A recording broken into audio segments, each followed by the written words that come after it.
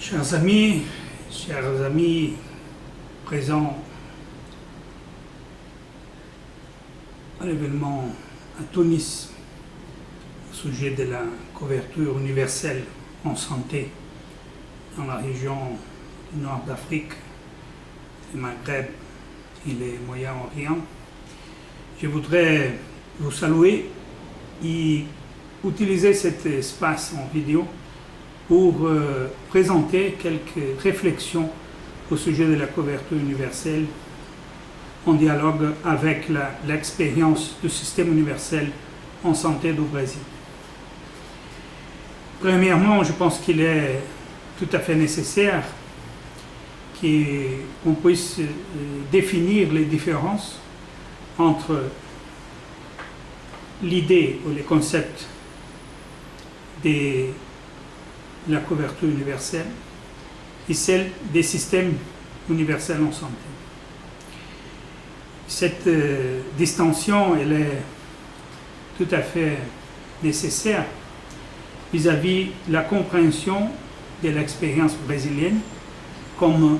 une expérience de construction d'un système universel de santé dans le contexte d'une universalisation de la sécurité sociale dans son ensemble, et par moyen de cette distinction, établir aussi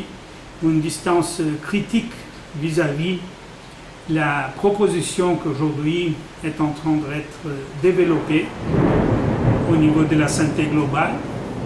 autour de cette proposition de couverture universelle. Et dans les études que j'ai développées au sujet de la couverture universelle, il est pour moi très clair que la construction de la narrative de la couverture universelle a pris pas mal des éléments qui sont très chers à nos luttes dans le contexte de la conquête du droit à la santé pour toutes les populations. Et dans cette perspective, je crois que le discours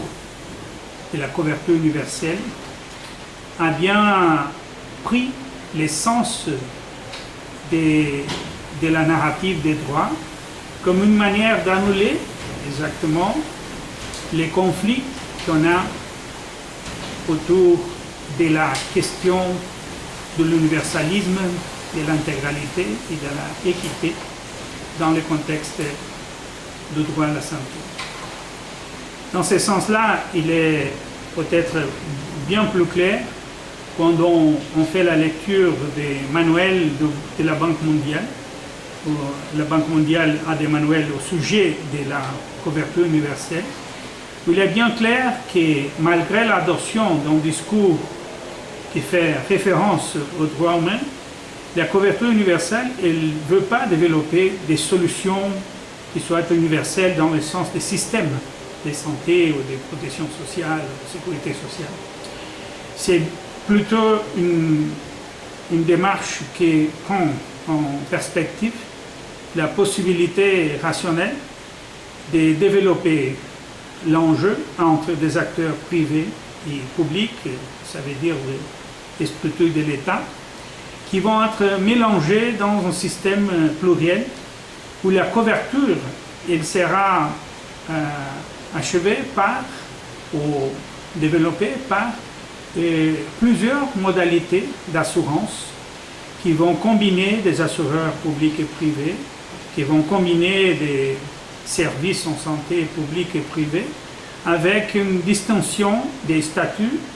d'après la nature de l'assurance que chacun va avoir dans ce contexte, avec la possibilité de séparer ceux qui ont la capacité de contribution, ça veut dire qu'ils vont être des assurés avec des capacités contributives, séparés des autres qui n'ont pas de capacités contributives et qui vont être justement lesquels vont être assurés par l'État ou vont recevoir des paquets d'assurance, des services qui vont être menés par l'État. Ça veut dire que ceux qui n'ont pas la capacité d'acheter dans une dynamique de marché des assurances avec des contributions directes par moyen d'assurance sociale ou non, et arriver à avoir des services. Ceux qui n'ont pas cette capacité économique, ils vont être soutenus par l'État. Alors il y a une nuance aussi qui a été bien présente tout au long de ces dernières années, qui est justement un discours de l'assurance universelle, ou la couverture universelle dans ces cas plutôt, qui combine aussi les concepts d'un revenu de base, un revenu universel, où par moyen d'un transfert d'argent qui pourrait être utilisé par des populations qui n'ont pas assez d'argent pour acheter des assurances ou payer les assurances, qui vont utiliser ces transferts d'argent de l'État pour pouvoir accéder à payer des assurances privées ou même de l'État, et pour maintenir un système d'achat de services comme dans un marché pluriel. Cela est bien présent dans pas mal de pays avec cette idée d'une couverture universelle qui pas nécessairement, regarde bien ça, pas nécessairement va contribuer au développement d'un système universel de santé avec les mêmes bénéfices pour toutes les personnes. Ça veut dire que je peux être couvert, mais je ne vais pas y avoir le même accès et d'après un même besoin autres qui vont avoir une assurance avec des bénéfices qui sont différents. Cette modalité des systèmes fragmentés, il est bien présent dans l'expérience pionnière du Chili, non? Avec un système qui est cassé en deux, et avec des gens qui ont des capacités contributives, d'autres qui n'ont pas beaucoup de capacités ou n'ont pas de capacités. Il est présent aussi dans les modalités contributives et non contributives du système colombien et dans les systèmes mexicains aussi, pour nommer des exemples en Amérique latine. Et ça est bien présente la conclusion qui s'amène vraiment à un système qui est fragmenté. Il est bien sûr bien présent pour moi, comme élément d'analyse aussi, que dans plusieurs pays, il n'existe pas les concepts des couvertures universelles.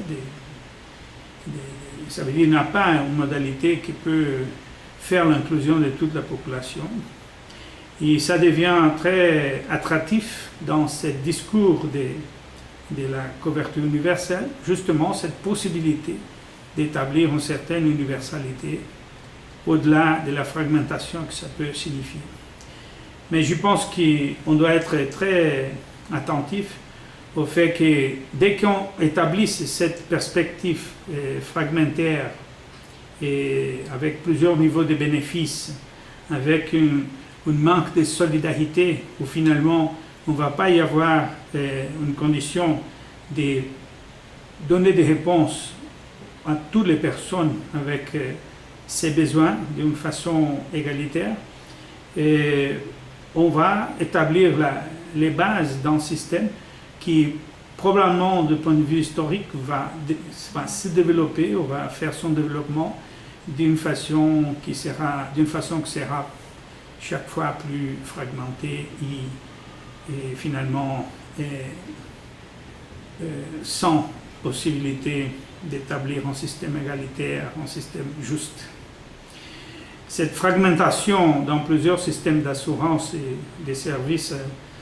avec d'accès différents d'après la capacité contributive des citoyens et les limites des participations de l'État va mener finalement à un développement assez asymétrique du droit. Et on pourra observer dans le futur qu'au-delà de la couverture universelle, l'accès universel, l'accessibilité, la qualité et les résultats finaux vont être différents, puisqu'on va avoir des différents schémas d'attention d'après la capacité des contributions ou non et la capacité finalement économique de chaque citoyen. Ça veut dire qu'au-delà du discours d'éviter la pauvreté ou l'appauvrissement par l'attention à la santé et de donner une certaine perspective, non, d'équité dans les systèmes, en divisant les capacités contributives et en donnant en faisant la concentration des ressources directes de l'État pour les plus pauvres. Et nous sommes en train de fragmenter un système qui pourra facilement devenir un système pour les pauvres et un autre système pour les gens qui n'ont aucun niveau d'argent pour rentrer sélectivement dans des différents niveaux d'assurance et de prestations des services. Je crois qu'il est toujours important de comprendre que si on veut vraiment établir un principe de solidarité, d'égalité, d'intégralité et d'universalisme d'universalité dans nos systèmes de santé, on devrait chercher le chemin, même par moyen de faire face à cette offensive avec l'idée de la couverture universelle. On doit croiser ce débat avec la clarté suffisante pour établir un objectif d'universalisme qui soit traduit dans le système universel. Et pour ça, et avec ça, je fais une liaison avec la question brésilienne, l'expérience brésilienne, il est absolument nécessaire qu'on puisse établir du point de vue du concept, qu'est-ce qui signifie un système universel en fait. Si on veut utiliser les principes des droits humains et sociaux, l'idée d'universalisme, il ne peut pas comprendre des discriminations. Ça veut dire qu'on ne va pas être universaliste si on n'élimine pas les discriminations. Si on ne fait pas de l'intégralité, ça veut dire la réponse correcte aux besoins des gens, un principe de justice. Tous les gens doivent être inclus, doivent être part de ce système universel de santé, et le système doit chercher de répondre à tous ces besoins. On ne peut pas établir des opportunités différentes, on ne peut pas établir des possibilités, des réussites différentes. Si on a le même problème dans deux personnes de conditions sociales différentes, on doit justement trouver les moyens de distribution, d'accès, de qualité qui vont permettre d'arriver au même résultat d'après le même problème. Ce principe universaliste, ce principe d'intégralité, ce principe d'égalité, il est fondamental pour créer le concept qui va matérialiser un système universel. Et dans ce contexte, il est évidemment complexe et très défiant, avancer dans la construction d'un système universel dans des sociétés qui sont très très inégales et où on a toute une histoire de discrimination, d'exclusion sociale. Mais c'est justement là qui est la valeur supérieure de ces genres de propositions. En établissant la référence d'un système universel de santé au Brésil, et en utilisant l'opportunité politique qu'on a eue pendant la dictature militaire de 64 au 85, on a développé un concept de système universel comme une proposition de redémocratisation de la société et surtout d'établissement d'une justice sociale comme base pour la redémocratisation. Et avec le développement de cette idée comme concept et sa application dans un chemin possible de conquête au niveau d'une nouvelle charte constitutionnelle qui a établi les droits universels, intégral et égalitaire, et en même temps a défini très clairement que la responsabilité pour respecter ces principes et appliquer les moyens nécessaires et développer les réponses sociales était justement dans le domaine de l'État. Ça fait que, d'après ça, avec la conquête de ce texte constitutionnel universel pour la sécurité sociale et la santé, on a commencé, depuis 1988, un large chemin de lutte pour pouvoir faire matériel cette aspiration sociale, puisqu'il n'est pas facile, il ne sera jamais facile de faire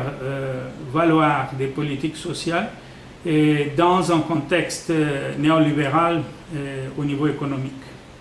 et dans une dispute qui est permanente avec les idéologies individualistes et les idéologies d'égalité d'opportunités et pas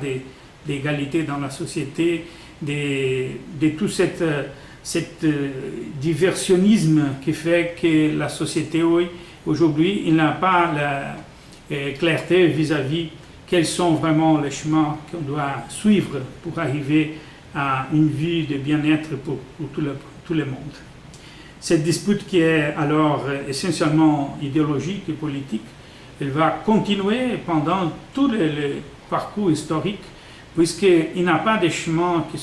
on n'a pas d'espace qui est définitivement gagné. On doit défendre l'espace gagné, défendre les pas qu'on a déjà avancés, en même temps qu'on doit aller plus loin à chaque étape historique pour vraiment arriver à avoir un système universel. Ça veut dire que dans la lutte sociale pour la justice sociale et des systèmes universels en santé, dans un contexte de protection sociale universelle, il y a aussi un domaine de combat très important, c'est au niveau de la démocratisation des décisions vis-à-vis de l'économie. Puisque une des premiers arguments et des raisons qui sont présentées pour dire qu'il n'est pas possible d'avoir des systèmes universels, c'est justement l'argument qu'on n'a pas d'argent. Ça veut dire qu'on n'a pas dans les budgets des États du Sud global assez d'argent pour financer ce genre d'aventures, comme disent les néolibéraux, vis-à-vis la construction des systèmes universels de protection sociale. Mais en fait, est-ce que nous, dans le Sud global, on fait un très grand effort pour maintenir l'inégalité au niveau global et au niveau national? Ça veut dire que nous avons des sociétés et des structures tributaires, des systèmes de taxes qui sont organisés et qui ont été battus justement pour faire les subsides des pauvres aux riches. Ça c'est vrai au niveau international et ça c'est vrai au niveau national aussi, dans le sens que les systèmes tributaires qu'on a dans nos pays, ils sont très lourds pour les gens qui ont moins d'argent, moins de ressources. Ils sont très bénévoles vis-à-vis de ceux qui ont plus d'argent, des propriétés, etc. Ça veut dire que si on veut être capable d'arriver à financer un système universel, on doit regarder avec beaucoup d'attention la manière pour laquelle la richesse est produite dans le pays et la manière pour laquelle cette richesse est distribuée ou redistribuée par moyen des systèmes de protection sociale et par moyen des systèmes tributaires. Dans ce sens-là, la lutte au Brésil n'était pas différente. Ça veut dire, après l'adoption politique de notre système universel de santé, et ici on parle d'un système universel de santé très grand, le plus grand système universel de santé au monde, parce que finalement on a 209 millions d'habitants dans cet État au Brésil. Tous ces gens, ils ont les droits à la santé, et pas parce qu'ils ont un carnet, parce qu'ils ont une assurance, non, parce qu'ils sont citoyens. Et la citoyenneté, c'est qui définit l'accès à la santé au Brésil. Et de cette population de 209 millions, on a plus de 150 millions, presque 158 millions, qui dépendent exclusivement du système universel de santé, ça veut dire du système public, qui est organisé dans tous les États et les municipalités du pays, un pays qui a 8 millions et 500 000 km², ça veut dire en plus du défi qu'il est développé un système universel pour une population assez grande, la 5e population du monde, on a aussi le défi de faire ça dans un territoire très diversifié du point de vue économique et naturel, et il est aussi le 5e territoire national du monde. Et avec toutes ces inégalités territoriales, spatiales et sociales, on doit voir le défi de construire un système universel comme un défi qui se prolonge dans le temps pendant des décades. Ça veut dire qu'on ne va pas établir les niveaux désirables d'un système universel de la nuit au matin. On doit lutter pour avoir les ressources, pour refaire la logique, non, de la macroéconomie vis-à-vis de la production et la distribution de la richesse. Et dans ce contexte, on doit développer une autre narrative pour la société vis-à-vis la forme comme la société va comprendre la valeur qu'un système universel va y avoir. Dans ce contexte, il y a deux dimensions très critiques. D'un côté, les groupes de travailleurs et les groupes de classes moyennes dans la société qui ont des assurances privées ou qui ont des assurances publiques spécifiques pour les travailleurs formels et qui vont résister, non, comme ont résisté au Brésil, à être intégrés dans un contexte de système universel avec la perte, d'après sa interprétation, la perte de ses conquêtes historiques. Ça veut dire que même dans le contexte brésilien, on adopte un système universel, mais on laisse dehors du système du point de vue de sa intégration des services, d'argent, tous les systèmes d'assurance de l'État qui sont spécifiques pour les travailleurs de l'État. Et ça va faire référence aussi aux travailleurs civils et militaires. Ça va être lié aussi à des groupes de travailleurs comme dans des entreprises de l'État, etc., qui finalement ont défendu la persistance de ce subsystème et avec les travailleurs des plus grandes capacités économiques du marché privé, ils ont maintenu, ils ont reçu même des soutiens par moyen des transférences tributaires ou d'élimination des pressions tributaires pour avoir un subsystème qu'on appelle au Brésil de santé supplémentaire. Ça veut dire que tous les gens, tous les 209 millions d'habitants, peuvent utiliser les systèmes universels, les SUS, mais il y a autour aujourd'hui de 47 millions qui ont des assurances privées, beaucoup des travailleurs de l'État même, et qui utilisent des services liés à l'assurance privée et d'un autre côté des services du système universel d'une façon plutôt sélective, ça veut dire en utilisant les services qui ne sont pas prévus par la santé supplémentaire en relation au coût que ça peut avoir et tout. Dans ce contexte, la réponse qu'on a développée dans le système universel, c'est une réponse qui est encore insuffisante parce que le système est toujours en développement, toujours en expansion. Et d'un autre côté, on doit comprendre aussi que l'existence d'un système universel pour être vraiment reconnue par la population, elle est obligée d'être intégrale, comme je disais auparavant. Ça veut dire qu'en même temps qu'on a toute une préoccupation avec les soins primaires en santé, avec une perspective préventive, etc., dans le domaine des politiques publiques, et on a aussi une préoccupation d'intégration clinique entre les soins primaires, les soins spécialisés, les soins d'urgence, les soins hospitaliers, parce que, évidemment, un système qui veut être universel, il doit être nécessairement intégral et égalitaire aussi. C'est pour ça que notre système public en santé universel, il est le grand responsable, non, pour faire les transplantations d'organes, non, les greffes d'organes. Il est le grand responsable pour les soins intensifs, le grand responsable pour l'attention en oncologie, et le grand responsable pour la provision des drogues qui sont très chères, etc. Et c'est un système ouvert qui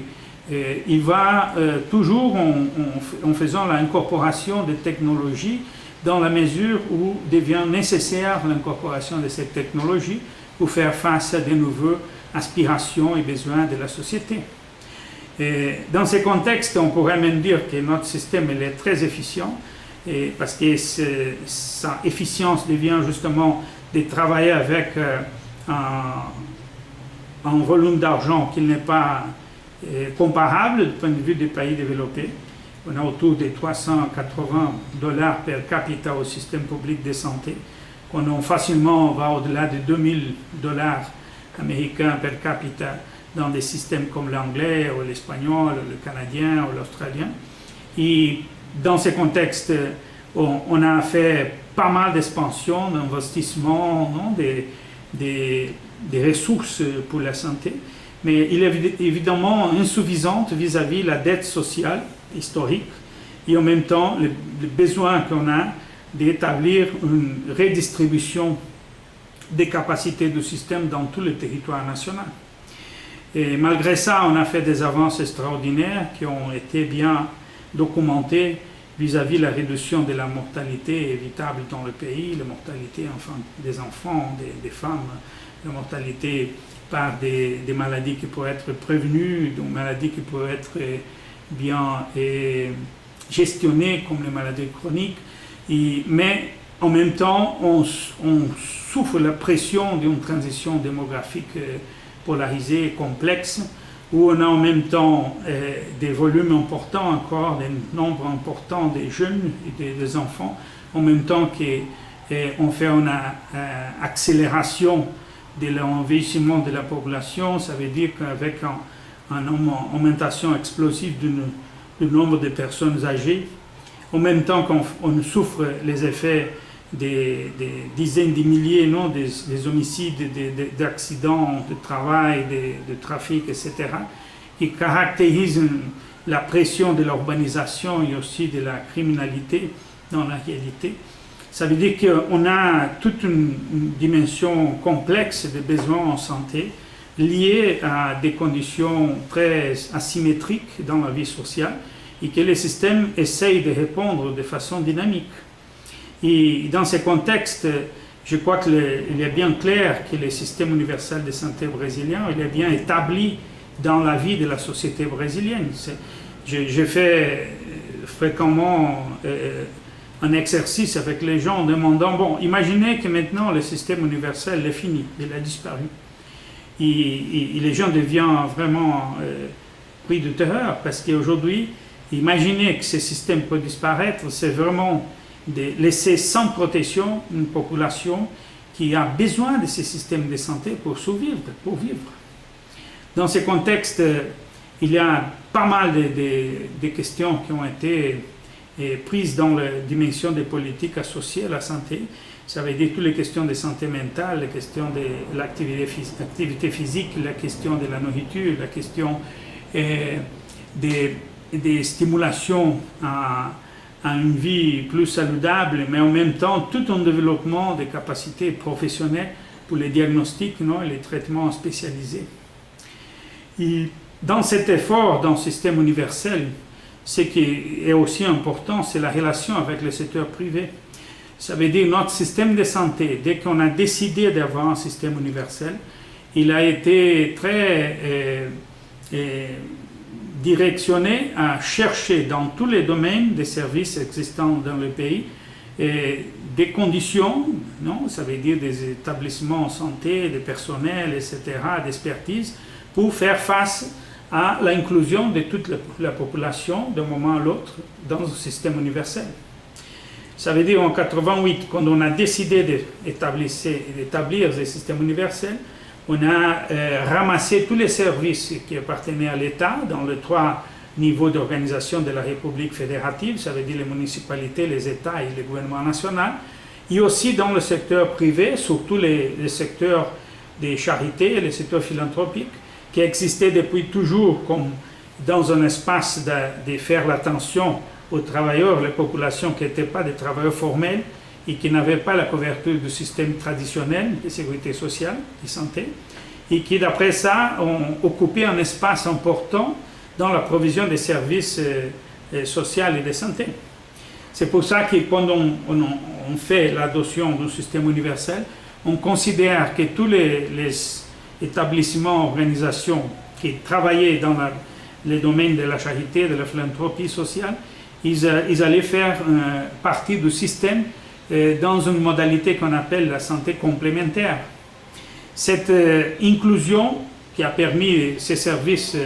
développés, qui devenaient plus équipés, plus préparés, parce qu'ils deviennent alors des sujets aussi des prestations de services, en recevant les paiements pour ces services avec une reconnaissance supplémentaire, non, par sa importance. Ça a permis le développement de ces services dans tous les territoires nationaux et la manutention, surtout des offres de services spécialisés et d'hospitalisation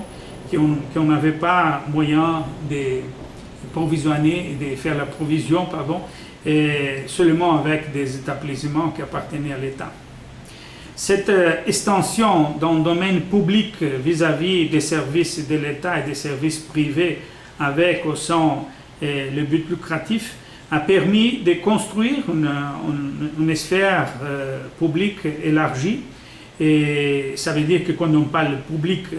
au Brésil, ce n'est pas seulement qui appartient à l'État du point de vue de la propriété de l'État sur les structures, mais aussi tous les services qui sont sous les contrats publics, sous les domaines de la régulation publique, basés dans les lois de droit public. Je crois que ça c'est important parce que quand on envisage le développement d'un système universel comme dans le cas brésilien, on a besoin de donner dans un lapsus de temps raisonnable des réponses suffisantes en volume et en qualité pour les besoins des gens. Sinon, on va perdre assez vite la légitimité qu'on cherche dans l'installation d'un système universel. Et si on pense dans le contexte des conflits idéologiques, politiques, économiques qu'on a aujourd'hui dans nos sociétés, sont les besoins des gens et l'accès véritable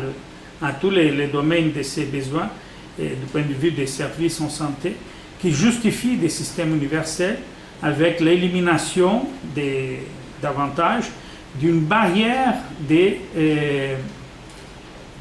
d'assurance, dans le sens qu'on élimine le concept d'assurance, on adopte l'idée d'un système universel basé dans les droits citoyens, c'est ça l'expérience du Brésil, et avec ça on élimine aussi pas mal des dépenses qu'on pourrait avoir vis-à-vis la classification et l'identification des gens d'après son statut de contribution en système d'assurance, soit public, soit privé, relationné à la politique en santé.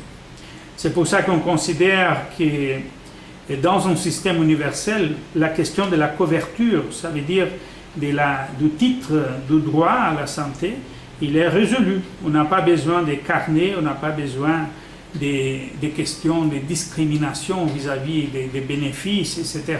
Parce que par définition, dans un système universel basé dans les droits universels et basé comme dans notre cas, dans un domaine, dans un système où il y a un payeur, ce qui va payer c'est l'État, ça veut dire c'est un payeur unique, et dans ce sens, les ressources qui sont utilisées pour financer le système, il vient d'après le système des taxes, les tributs de l'État. C'est un système alors beveridgien, si on veut, parce qu'il adopte justement cette idée qu'on va financer un système de protection sociale. Il a dedans un système de santé d'après la récolte des ressources par moyen des systèmes de taxes et dans la société. Et c'est pour ça qu'on a besoin d'un système de taxes, un système tributaire très bien conçu comme un système de redistribution de la richesse, puisqu'on va chercher faire payer les gens qui ont plus d'argent, plus de propriété, pour financer de façon solidaire ceux qui ont moins. Et que c'est tout à fait l'inverse de ce qu'on a aujourd'hui dans nos sociétés. Et à la recherche de cette justice tributaire, on peut alors établir la justice redistributive d'après l'offre des services publics de caractère universel, avec la même qualité, les mêmes bénéfices pour tous, sans discrimination. Si on voit bien du point de vue historique, cette expérience elle était bien développée dans les pays nordiques, non? Les pays scandinaves et les pays nordiques en général, qui ont justement développé cet équilibre entre la justice tributaire, avec un fort caractère redistributif,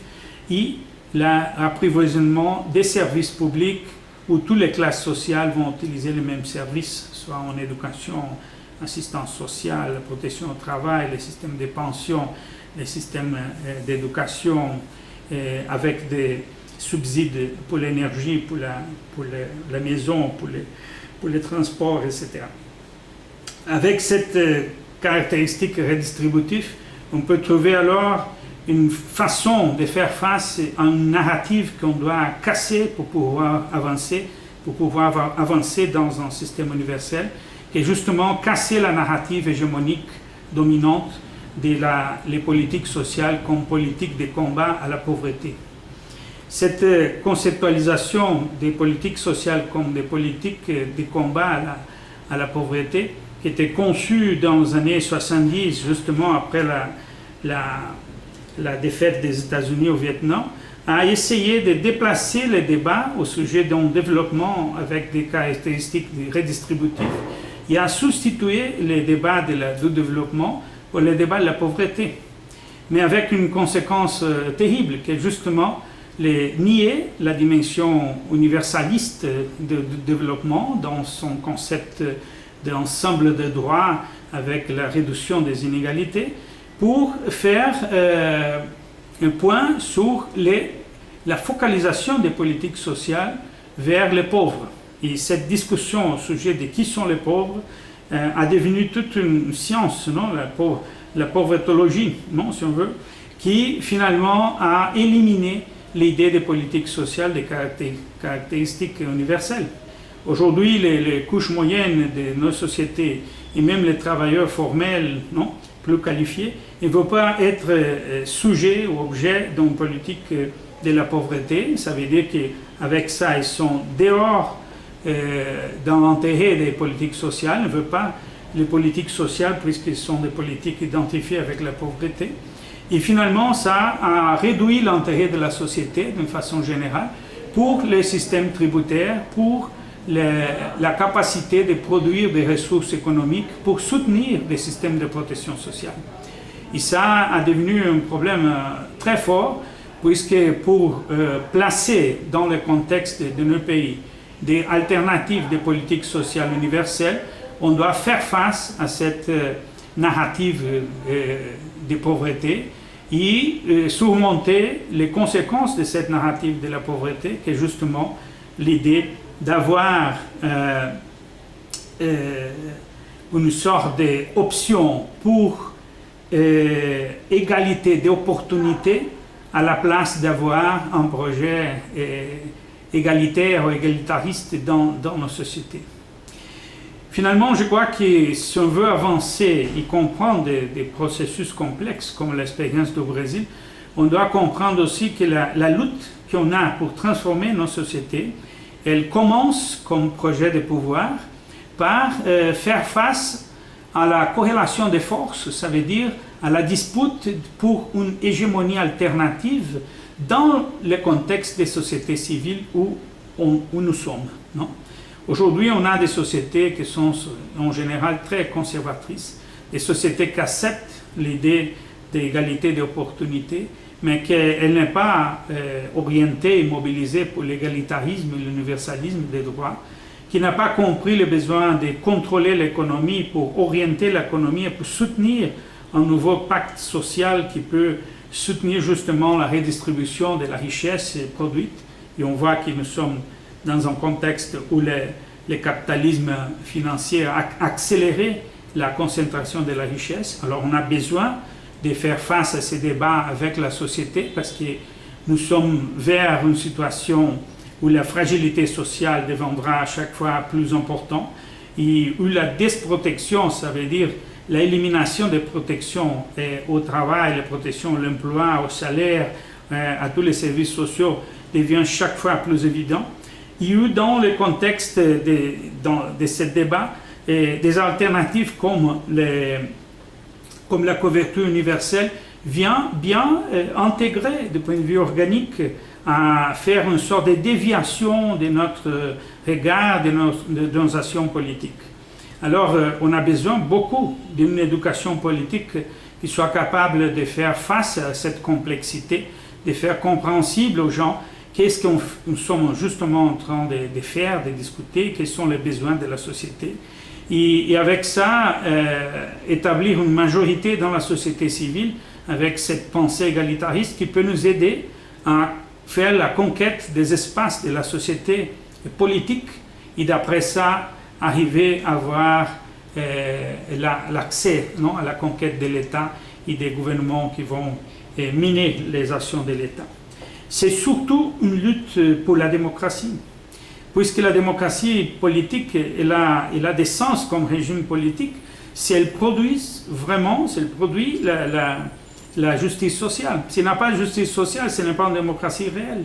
Et dans ce sens-là, on doit juger et pressionner l'exercice démocratique dans le sens de la construction de cette justice sociale, de cette justice vis-à-vis la nature, non? La justice ambientale, la justice qui va faire un équilibre entre les dimensions sociales et ambientales, ça veut dire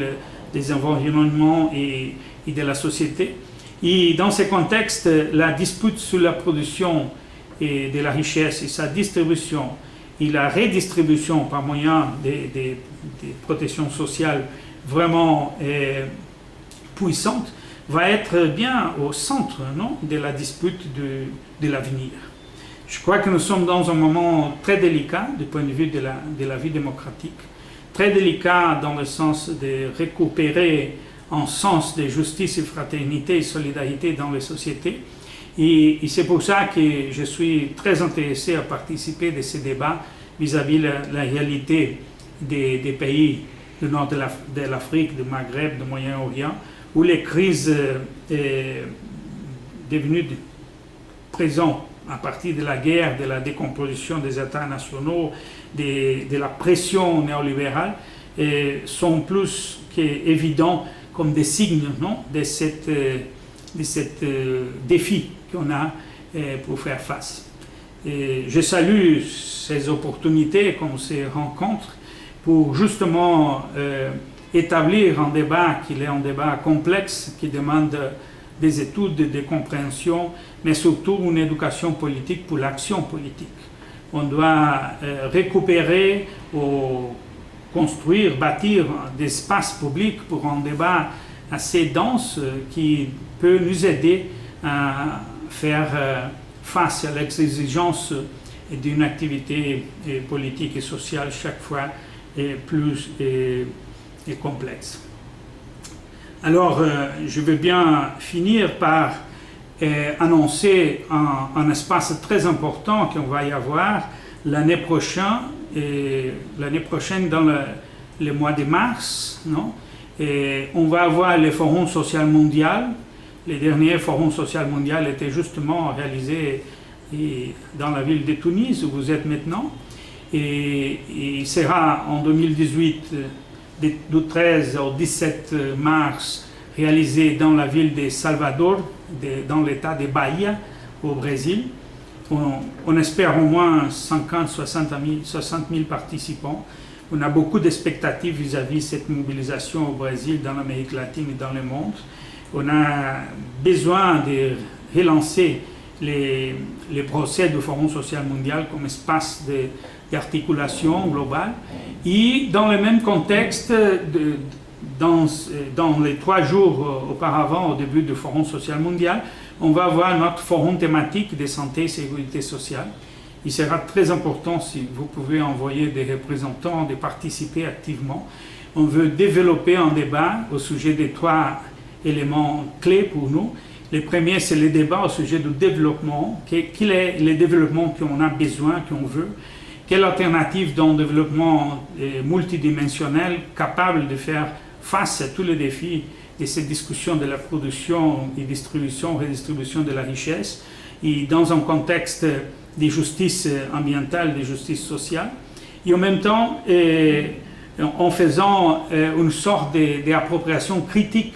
des objectifs de développement soutenable, non?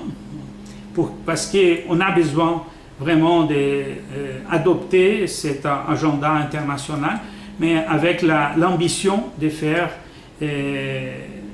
une traduction de cet agenda pour les intérêts des justices qu'on a dans notre agenda. De notre côté, comme deuxième bloc de discussion, c'est justement toute une discussion au sujet du concept de protection sociale universelle. Quelles sont les stratégies pour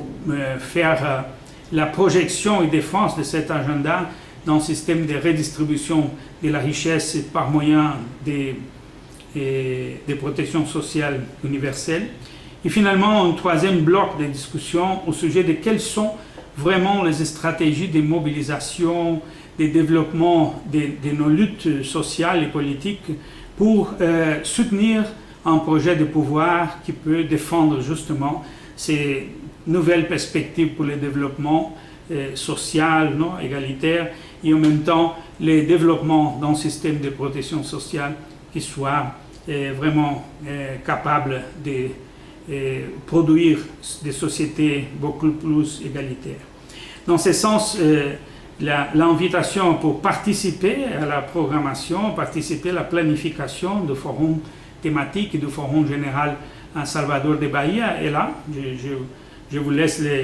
les contacts, les camarades Assis, les camarades Belgacin, les camarades Rani qui sont là. Ils peuvent vous aider dans le sens de faire contact avec nous. Et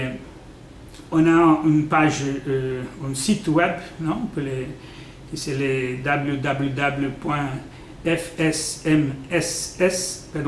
fsms.org, .br du Brésil. Et dans ce sens, nous sommes très ouverts à recevoir des contributions et ouvrir l'espace pour les organisations qui veulent participer activement dans le développement des alternatives au niveau mondial. Dans les titres du Forum social de Bahia, on a dit qu'on a besoin de résister pour faire la création, résister pour créer, et résister pour créer, créer pour transformer. Ça veut dire